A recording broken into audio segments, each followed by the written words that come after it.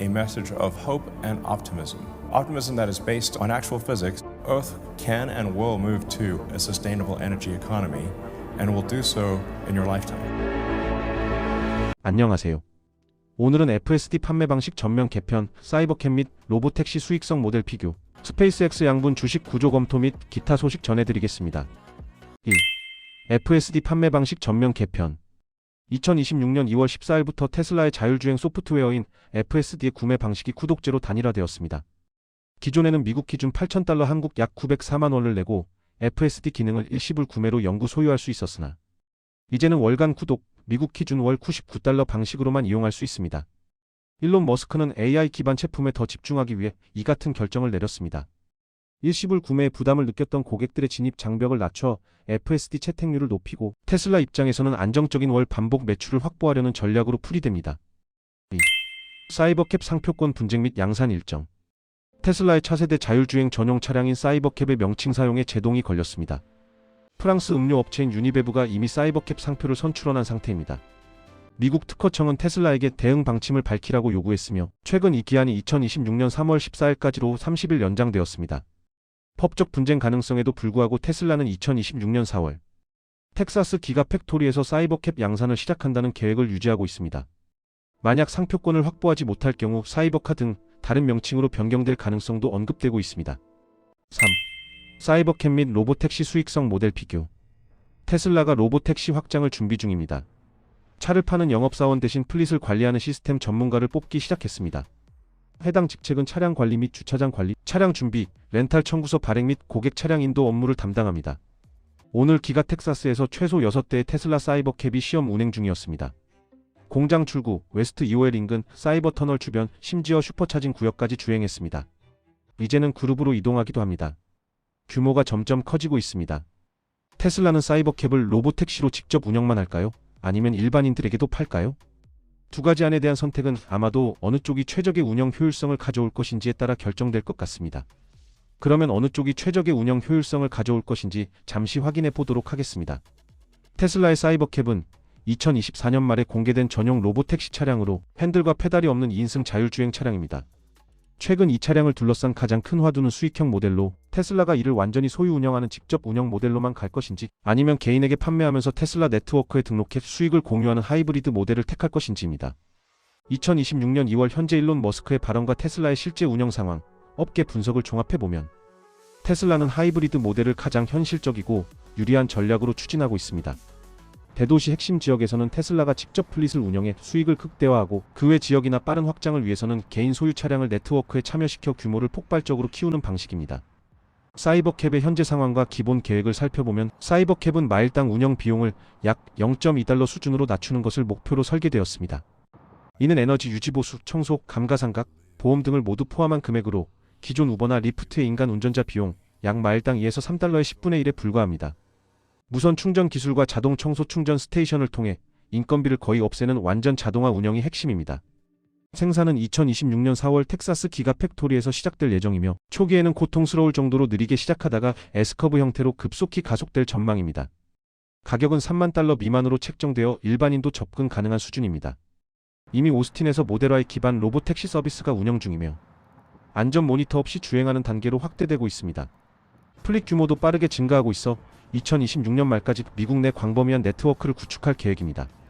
일론 머스크는 여러 차례 테슬라 소유 플릿과 고객 소유 차량의 조합이라고 명확히 밝혔습니다.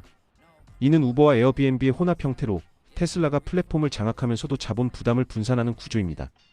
완전 직접 운영 모델의 특징과 한계에 대해 살펴보면 만약 테슬라가 모든 사이버캡을 회사 소유로 운영한다면 수익을 100% 독점할 수 있습니다. 일반 차량의 주행 시간은 하루 평균 5% 미만이지만 로보택시는 이를 50% 이상으로 끌어올려 자산 효율성을 극대화하는 것이 핵심입니다. 가동률을 50% 이상으로 끌어올리면 차량 한 대당 연간 $2.5만 이상의 순이익이 가능합니다. 또한 특정 도시의 복잡한 주행 데이터를 집중 수집해 FSD 소프트웨어를 빠르게 개선할 수 있고 무인 스테이션으로 운영 효율도 극대화됩니다. 하지만 이 모델은 자본 집약적입니다. 차량 생산, 인프라 구축, 유지 보수, 사고 책임까지 모두 테슬라가 떠안아야 하므로 재무 리스크가 매우 큽니다. 전 세계적 확장을 하려면 수백억 달러 규모의 투자가 필요하고 규제 승인 지연이나 초기 생산 속도 저하 시 회복이 어려워집니다. 실제로 테슬라는 과거에도 유사한 이유로 로보택시 일정을 여러 번 미룬 바 있습니다. 개인 판매와 네트워크를 병행하는 하이브리드 모델의 강점을 살펴보면 테슬라는 사이버캡을 개인에게 판매하면서도 테슬라 네트워크에 등록해 로보택시로 운영할 수 있게 합니다. 차주는 유휴 시간에 수익을 창출하고 이를 통한 수익은 연 2.5만 달러로 예상되고 있습니다. 테슬라는 판매 수익과 FSD 소프트웨어 구독료 및 플랫폼 수수료로 약 20에서 30%를 챙깁니다. 이 방식의 가장 큰 장점은 자본 리스크 분산과 초고속 확장입니다. 이미 도로 위에 600만 대 이상의 테슬라 차량이 있고 새로 판매되는 사이버캡까지 더해지면 네트워크 규모가 수백만에 수천만 대까지 폭발적으로 늘어납니다. 테슬라는 대도시 고밀도 지역은 직접 운영해 안정적 수익을 확보하고 교외나 지방은 개인 차량으로 저비용 점유율을 확대할 수 있습니다. 또한 플랫폼 경제를 구축합니다. 테슬라는 데이터 통제권과 소프트웨어 업데이트 권한을 유지하면서 판매, 구독 및 수수료 확보를 통한 고마진 반복 수익을 창출합니다. 즉 이는 고수익 저리스크 모델이 가능해지며 애플의 에코시스템처럼 강력한 네트워크 효과를 일으켜 경쟁 우위를 만듭니다. 여기서 잠시 경쟁사와의 비교에서 드러나는 테슬라의 우위를 살펴보면 구글의 웨이모, GM의 크루즈, 아마존의 죽스 등 경쟁사들은 대부분 완전 직접 운영 모델을 채택하고 있습니다. 웨이모는 이미 수십만 회 주행 실적을 쌓았지만 예상 비용 마일당 약 0.4달러로 높고 특정 구역 제한으로 확장이 느립니다. 크루즈는 과거 사고로 규제 타격을 입었고 죽스는 차량 단가가 22만 달러에 달해 규모화가 어렵습니다. 반면 테슬라는 카메라 중심 FSD와 기존 차량 데이터베이스, 마일당 0.2달러의 저비용 생산을 바탕으로 하이브리드 모델을 통해 비용과 속도에서 압도적 우위를 점합니다. 경쟁사들이 자산 집약형으로 고전하는 동안 테슬라는 판매와 플랫폼을 결합해 자본 효율성과 시장 침투력을 동시에 높일 수 있습니다. 결론적으로 전반적인 관점에서 하이브리드 모델이 테슬라의 최적 운영 수익 전략으로 판단됩니다. 테슬라는 사이버캡을 완전 직접 운영만 하는 대신 하이브리드 모델을 선택함으로써 가장 큰 이익을 얻을 수 있습니다. 이는 제조 데이터 브랜드 강점을 극대화하면서 자본 리스크를 최소화하고 2026년 말부터 본격적인 로보택시 네트워크 확대를 가능하게 합니다. 분석가들은 이 전략이 테슬라 기업 가치의 80에서 90%를 로보택시가 차지할 수 있는 수조 달러 규모 기회를 열어줄 것으로 보고 있습니다. 2026년 4월 생산 시작과 함께 이 하이브리드 접근이 실제로 어떻게 펼쳐질지 주목됩니다. 테슬라는 단순한 차 판매 회사가 아니라 자율주행 플랫폼 기업으로 완전히 전환하는 중입니다. 테슬라의 로보택시와 보링컴퍼니의 터널 굴착 기술은 지구상의 교통 문제를 해결할 수 있을 것입니다. 사람들이 토양을 파괴하는 교통 체증 속에서 직접 운전하지 않아도 된다면 총 이동거리는 크게 증가할 것입니다. 그 결과 교통량이 증가하면 자율주행차가 있더라도 이동시간이 지연될 것입니다. 따라서 우리는 어떤 규모의 교통 체증도 완화할 수 있는 타층 터널 네트워크가 필요합니다. 4. 스페이스X 양분 주식 구조 검토. 블룸버그에 따르면 스페이스X는 2026년 기업 공개 IPO를 위해 양분 주식 구조를 검토 중입니다. 이 구조가 도입되면 일론 머스크와 같은 창업자들은 알파벳이나 메타처럼 주당 10에서 20표에 달하는 초다수 의결권을 확보하여 상장 후에도 경영권을 유지할 수 있게 됩니다. 즉 해당 구조는 일론 머스크가 지분의 과반을 보유하지 않더라도 회사의 전략적 방향성에 대한 통제력을 유지할 수 있도록 설계됩니다.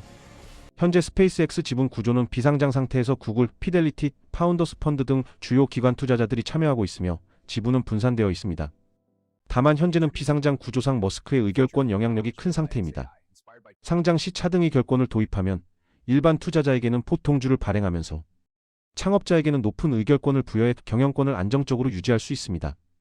반면 테슬라는 단일 차등 주식을 채택하고 있어 머스크의 영향력은 주로 약 13%에 달하는 지분에서 비롯되며 의결권 강화에는 의존하지 않습니다. 스페이스X가 양분 주식을 도입하는 것은 단기적인 주주 압력으로부터 장기적인 비전을 보호하려는 의지를 보여주는 것일 수 있습니다. 연구 결과에 따르면 양분 주식 구조는 창업자가 이끄는 기업의 혁신을 촉진하는 것으로 나타났습니다. 예를 들어 하버드 비즈니스 리뷰의 분석에 따르면 연구개발 지출이 약 20% 증가한 것으로 나타났습니다. 이러한 스페이스X의 양분 주식 구조 검토는 테슬라에 여러 측면에서 영향을 미칠 수 있습니다. 우선 머스크의 다중기업 운영 구조를 고려할 때 테슬라의 경영 안정성에 간접적인 영향을 줄 가능성이 큽니다. 머스크는 이미 테슬라, 스페이스X, XAI, 뉴럴링크 등 여러 회사를 동시에 이끌고 있으며 스페이스X의 IPO 준비 과정에서 그의 시간과 자원이 분산될 수 있습니다. 블룸버그 보도에 따르면 스페이스X는 XAI와의 합병을 통해 1.25조 달러 규모의 평가액을 노리고 있으며 이 과정에서 양분 주식 구조가 도입되면 머스크의 스페이스X 지배력이 강화되어 테슬라에 대한 그의 집중도가 상대적으로 줄어들 수 있습니다. 실제로 엑스포스트에서 일부 사용자들은 이 구조가 머스크의 제국을 더 쉽게 관리하게 만들지만 테슬라 주주들에게는 불리한 신호로 작용할 수 있다고 지적했습니다. 두 번째로 스페이스X와 테슬라의 잠재적 합병 가능성이 부각됩니다. 블룸버그 기사에서 머스크가 과거 테슬라에도 양분 주식 구조를 제안한 바가 언급되었듯이 스페이스X의 이 구조 도입은 합병 시나리오를 복잡하게 만듭니다. 엑스포스트 분석에 따르면 만약 스페이스X가 양분 주식을 유지한 상태로 테슬라를 인수, 역합병한다면 머스크의 테슬라 지배력이 강화될 수 있습니다.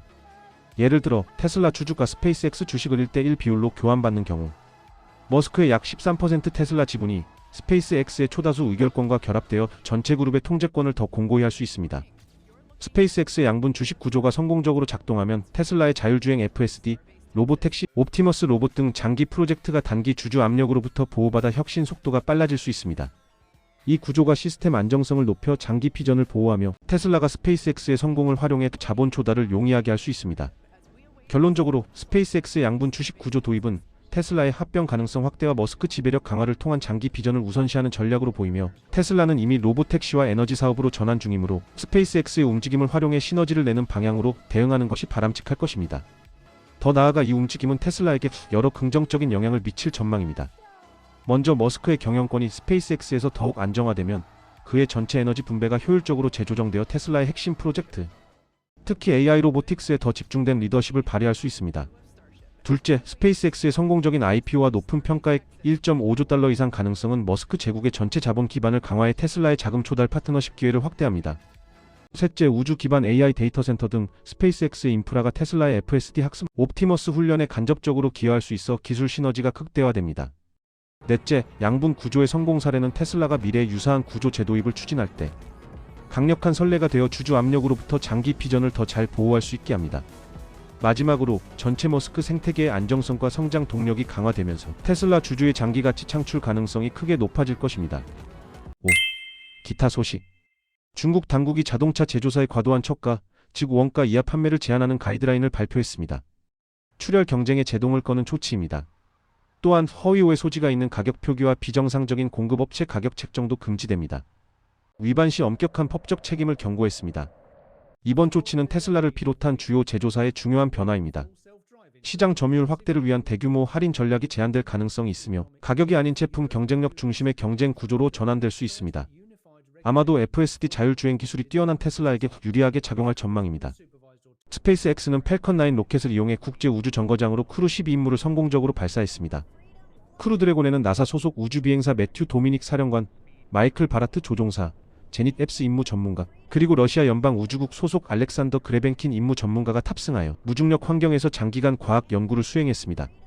이번 발사의 중요한 성과는 팰컨 9 1단 로켓이 SLC-40 바로 옆에 위치한 새로운 착륙 구역 40에 최초로 착륙한 것으로, 이를 통해 로켓의 재사용이 한층 더 빨라졌다는 점입니다.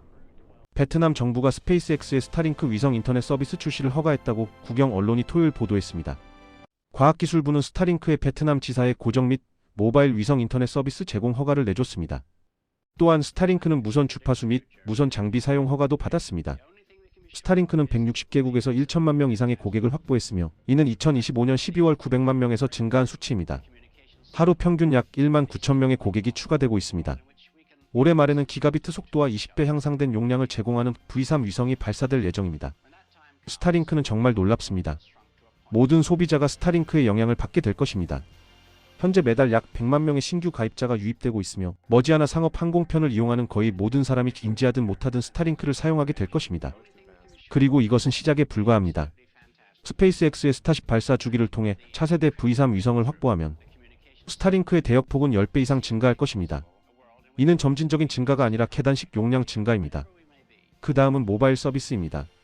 위성을 궤도상의 기지국으로 직접 연결하는 기술은 단순한 백업 서비스가 아닌 지상 5G와 병렬로 연결되는 새로운 통신망을 구축합니다.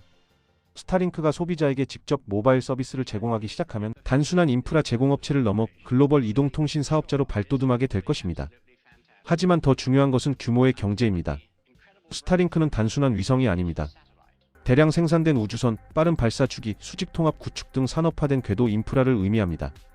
이러한 모델은 훨씬 더 큰 가능성을 열어줍니다. 바로 우주 기반 데이터 센터 구축입니다. 저렴하고 대규모로 위성을 발사할 수 있게 되면 컴퓨팅은 지구 밖으로 이동할 것입니다. 전력, 냉각, 지연 시간 라우팅 등 모든 것이 새롭게 재구상될 것입니다. 더 나아가 스타링크는 달과 화성의 통신 기반이 될 것입니다. 인류가 지구 너머에 영구적인 거주지를 건설할 때 그들은 광섬유 케이블을 설치하는 대신 위성군에 연결할 것입니다. 스타링크는 단순한 인터넷 서비스 제공업체가 아닙니다. 다행성 문명을 위한 최초의 대규모 인프라 캐칭입니다. X에서 이용률이 폭발적으로 증가했습니다. 지난 6개월 동안 이용 시간이 55% 이상 증가했습니다. 수백만 명에게 이제는 일상생활의 일부가 되었습니다. 뉴스, 업무, 아이디어 등 모든 것을 한 곳에서 얻을 수 있습니다. 이상 오늘 전해드린 정보가 유익하셨다면 구독과 좋아요 부탁드립니다. 감사합니다.